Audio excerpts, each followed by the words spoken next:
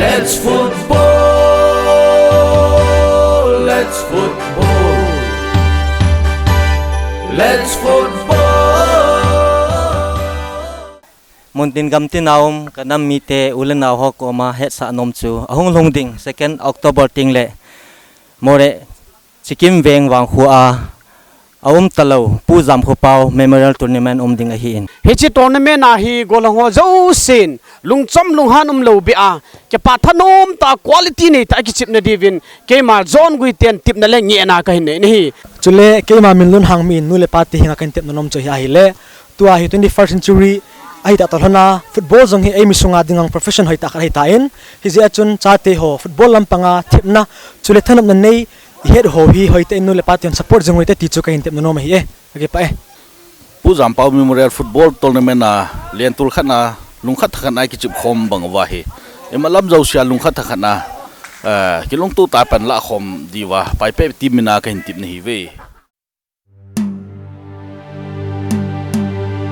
Thake sa Puzam Pau ho ki hedzin na Pelum gol se kase ui more Sikkim vang khong ambom lento la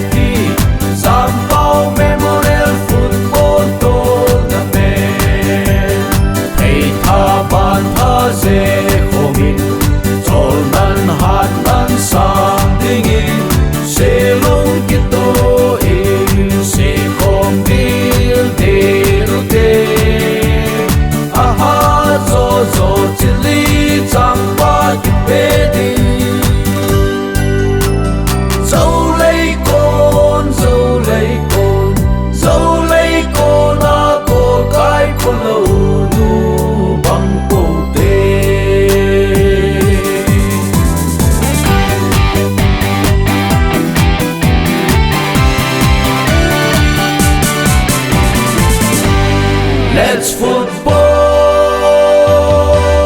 let's football, let's football, let's football. Hey, so min man set hem do ilang gol a peluta. Let's football, let's football, let's football, let's football. Nilung len ho apovin at kim pen hon fars ka at kipota.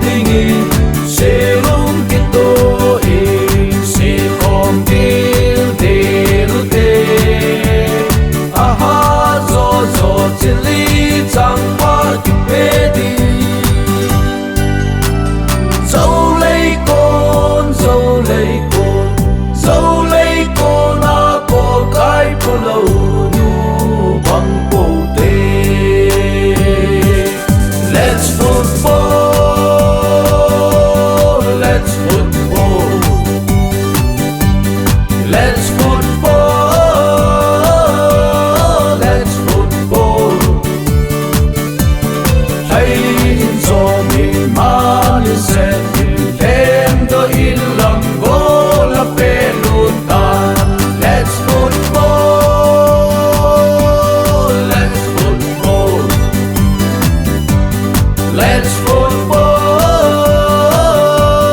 let's football. Nilung lên ho a povin, a campaign hon first cup a